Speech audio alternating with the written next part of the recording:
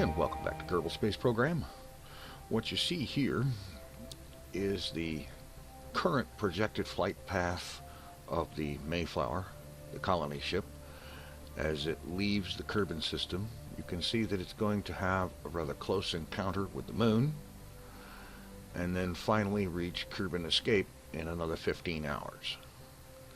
Looking out here ahead on the map, you can see Discovery considerably farther ahead, and Lander 1 and also Lander 2. It's interesting to note that in this view, where you can see Kerbin and the moon and Minmus, you can also see Ike and Paul, and if you swing around this way, you can see Gilly, but you cannot see the respective planets that each of these moons is orbiting. Very interesting. In any event, the Discovery is about roughly 30 days away from Duna, which gives us a little bit of time. What I'm going to do here is I'm going to accelerate time here a little bit. Well, actually first there's something I need to do. I didn't do in the last episode and should have, I think, and that is to deploy the living ring. So we will inflate it and we will start the rotation.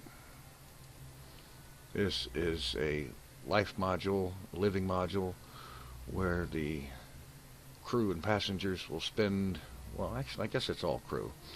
They will spend a good deal of their time in this living ring simulating the effect of gravity with the rotating thing and so on. Had to wait until now to deploy it because once deployed it cannot be retracted.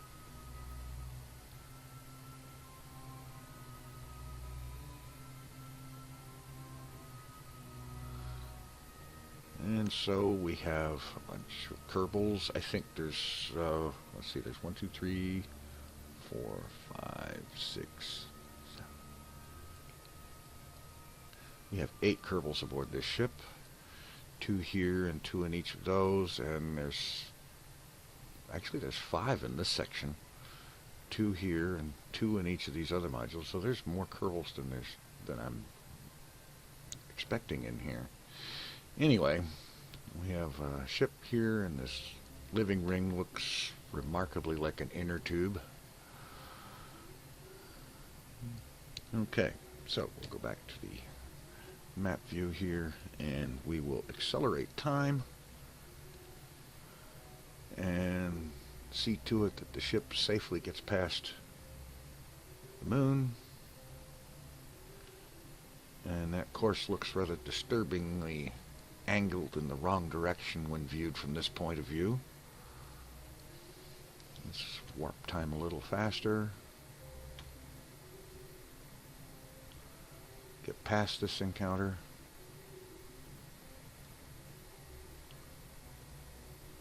Slow down when in the neighborhood of the moon.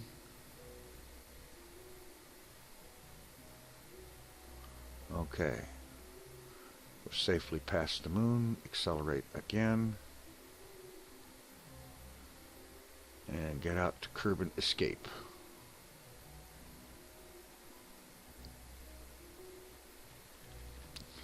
Now, let's have a look here.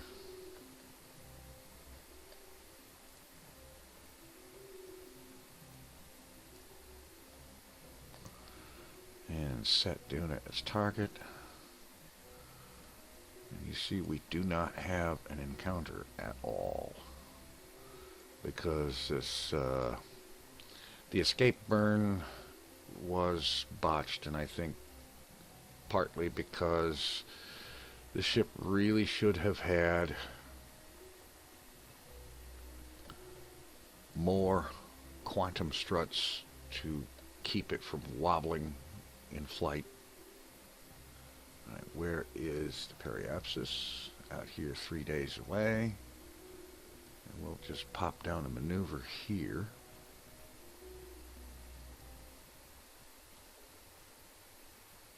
And I believe what we're going to have to do is reduce the apoapsis.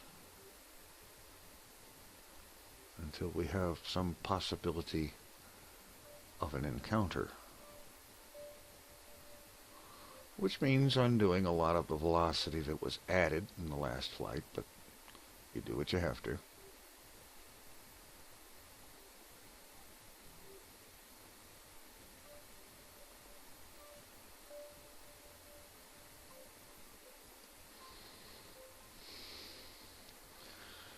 Okay, this is not looking good.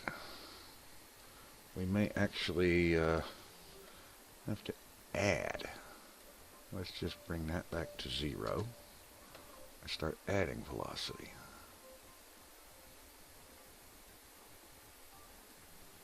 The part that bothers me is I'm not even seeing a close approach indicator. And no, the interface wasn't hiding it.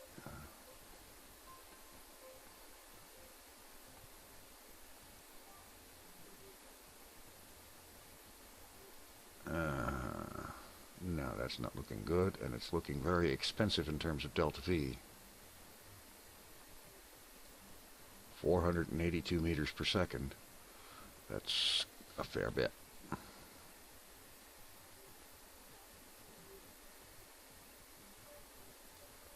No.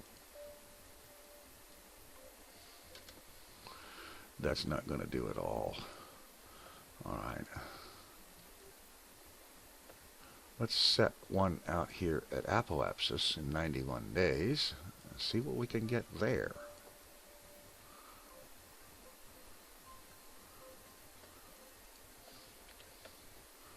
Get that out of the way. How expensive is it to raise the periapsis out here to match Duna orbit? Not too awfully bad. Well, 700 meters a second. That's bad enough.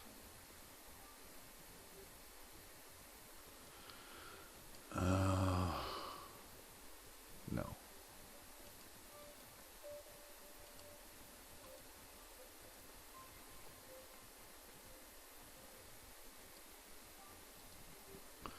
Maneuver at periapsis.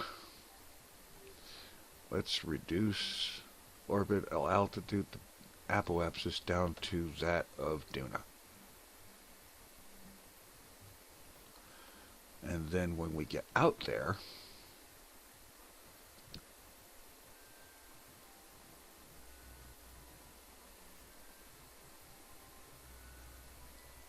no, that's not helping. Let's see if we can get any help this way. Here we go. Yeah, all the wobble during launch has been a problem. 5 million meters, 5 million kilometers, excuse me.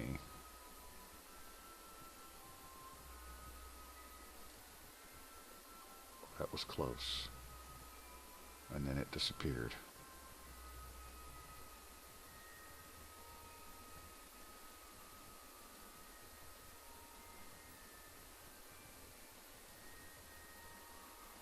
$3 million.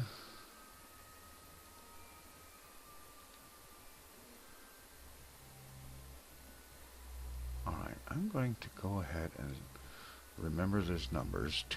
Minus 271, set that to 0, and minus 880, set that to 0. And try this over again, making this maneuver first.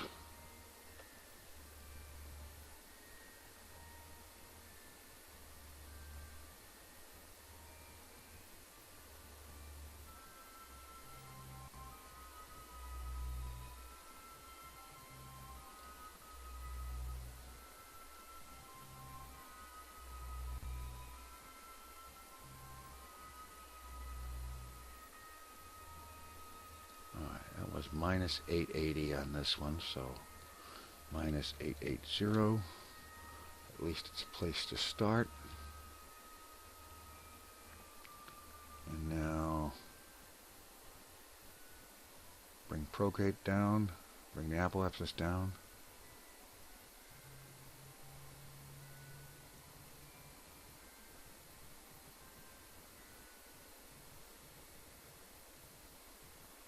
There's our close approach. 3 million.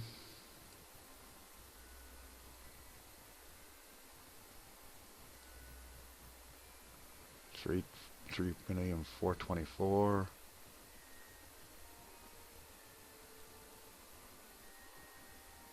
337.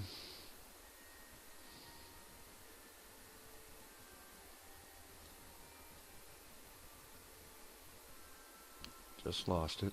Okay, got it back. 927.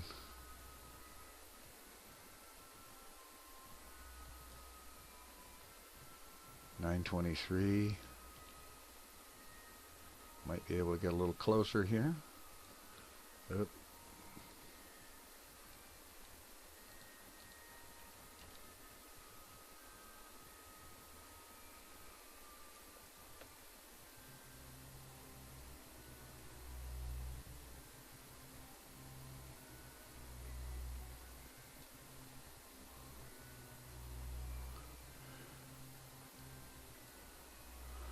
Alright, this is not even remotely close to ideal, but it gives me something to shoot for.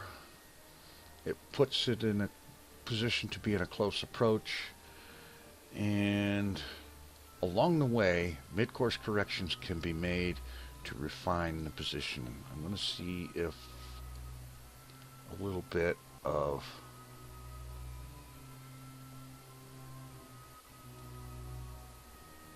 plane change will help.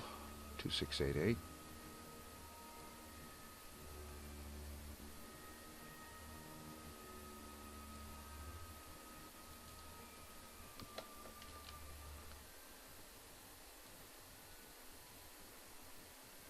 Alright, that's about as good as that's going to get. So, I'm going to go ahead and burn this.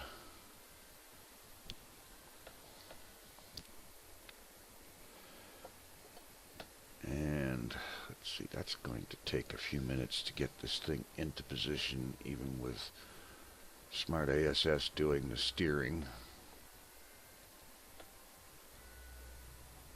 So I'll be back when we're ready to start the burn. Alright, we're very nearly at the burn point, and it took me quite a while to get the ship even approximately on the node marker. And even mechjeb's Smart ASS wasn't able to quite deal with compensating for all of the wobble that was involved with this thing. I finally got it on there. I deactivated mechjeb and started the SAS, and then it continued to drift a little bit, and at whatever point that it finally started to look like this, where it was pretty much on target, I kicked in time warp, knowing that kicking in time warp gets rid of all this angular velocity and whatnot. And I'm only hoping that it keeps it gone, because we're rapidly approaching the point where we're going to start this burn at T-minus 5 minutes. We've got a 10-minute burn, and at that I'm only going to run the burn at a maximum of 1/3 throttle in an effort to see if maybe that will keep from inducing more wobble. Okay, time compression off, and we appear to be holding steady. The question is, will we hold steady when I apply some throttle? This is why the throttle is going to be kept very low. This acceleration will be slow and very long. It will take considerably more than 10 minutes, I'm sure. So I'm going to go ahead and begin throttling up now.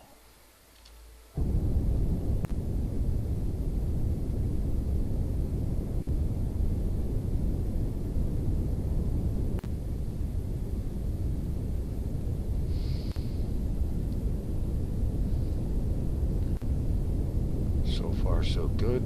Handle a little bit more throttle, perhaps. One more notch.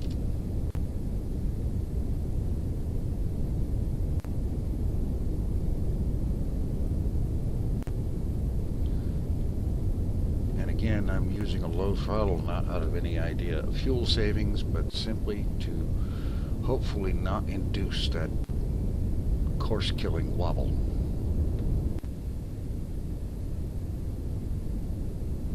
any future incarnations of a ship like this is going to have a lot more in the way of quantum struttage to give it stability.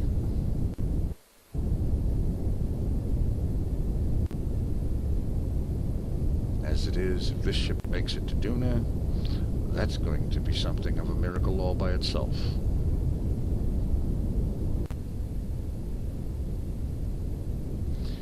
Meanwhile, this burn is going to take at least 10 minutes, very likely more, so I'll cut back in when the burn's done. Okay, I thought I'd come back in here for a little bit of an update. The burn has been going on for something a little over 10 minutes now.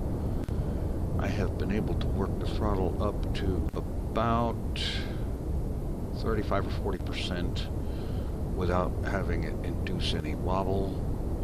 I am very hesitant to increase the throttle anymore. And then, of course, there is another issue. You'll notice that the Rockamax Jumbo 64 fuel tank is very nearly empty. There are, after that, 4 FLT 400s, one for each of the nuclear engines. But I am actually doubting now whether there is enough Delta V on board to be able to complete this maneuver. Which means this ship is going to have to be refueled long before it arrives at Duna. In fact, it will need to be refueled if it is to arrive at Duna ever. Okay, the Rockamax is empty. We're now burning on which fuel tank? It should be these.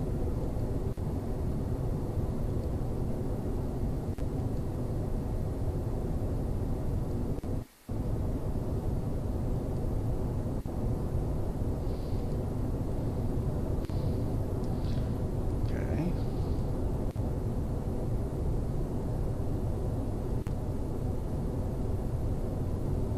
Yes, it is. Smart SAS off since we're not using it.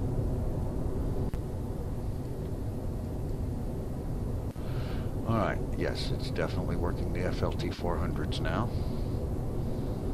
And as I said, I am very hesitant to increase the throttle anymore to get the burn over with quicker.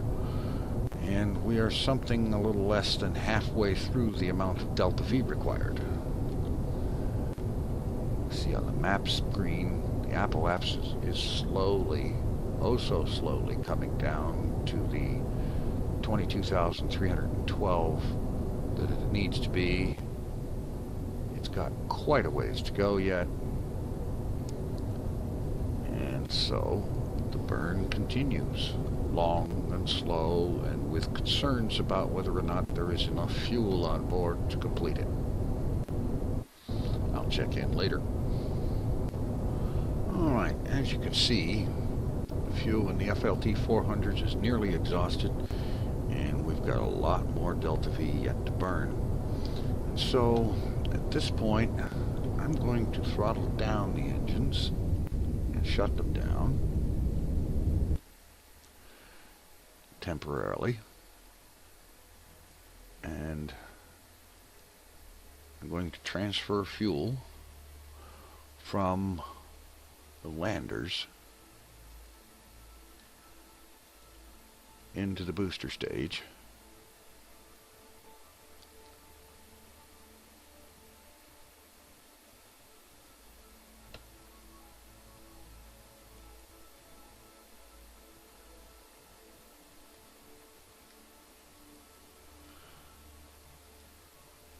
So that there is enough fuel to continue the burn. Drain 2 of them on opposing sides so that things remain balanced. And now I'll go ahead and refuel the FLT 400s.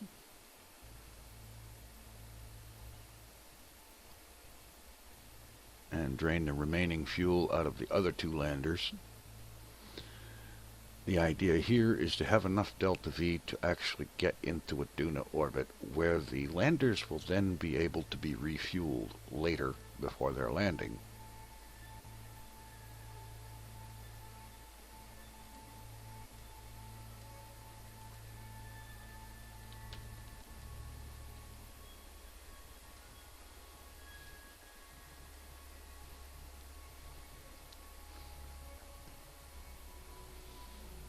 It's a bit of a kludgy workaround, and it's only required because of some sloppy flying and some very sloppy flying and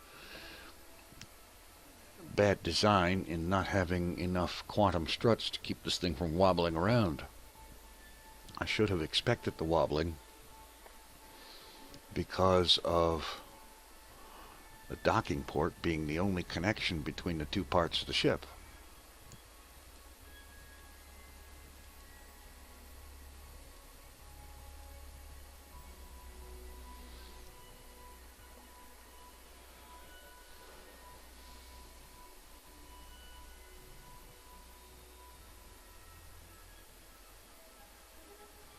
At least this will, however, make for enough fuel to actually get there, instead of being stuck in some solar orbit that may or may not ever encounter Duna.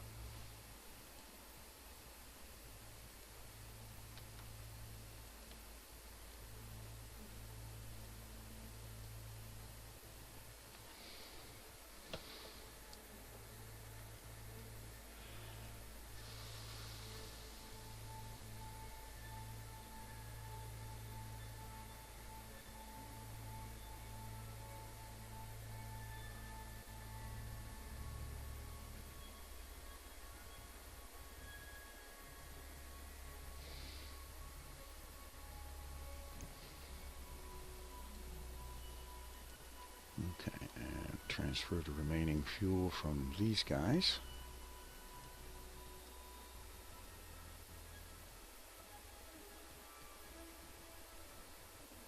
And our Jumbo 64 should end up being almost full.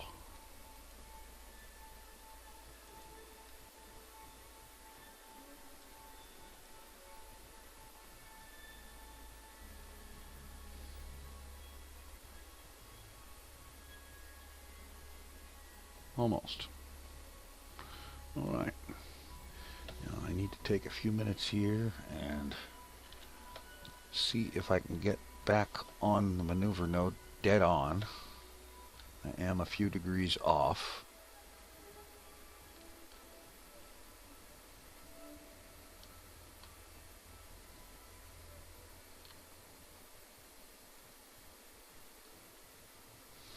And let's get close. A little bit of time warp to kill the angular velocity. Throttle the engines back up slowly, gradually back up to where they were, and complete the burn.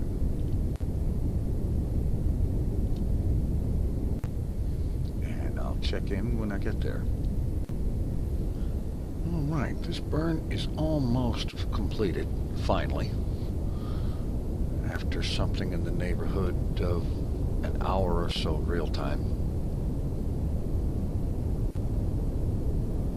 45 minutes anyway.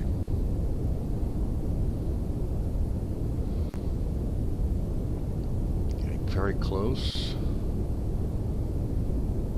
Apoapsis is very nearly at the predicted or planned altitude. And once the burn is complete, the ship will be free to coast for quite a while, until it's over here or so, where we can do another mid-course correction to get it closer to being actually on target for a Duna encounter.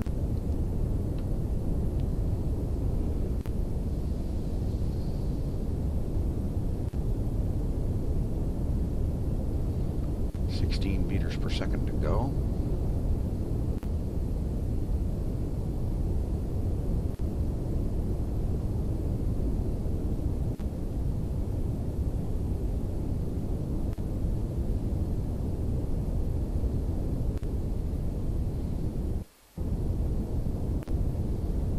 Down to 10 meters per second.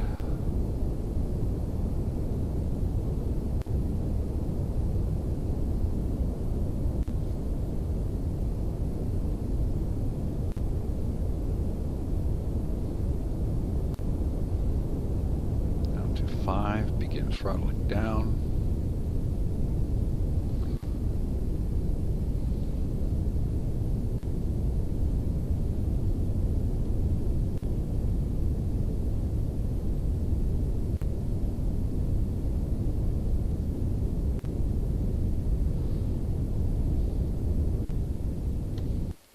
Alright, it just started to go back up, so that's the end of that burn. Alright, we'll go ahead and delete the maneuver node. Have a look at what our situation is now. We have a closest approach of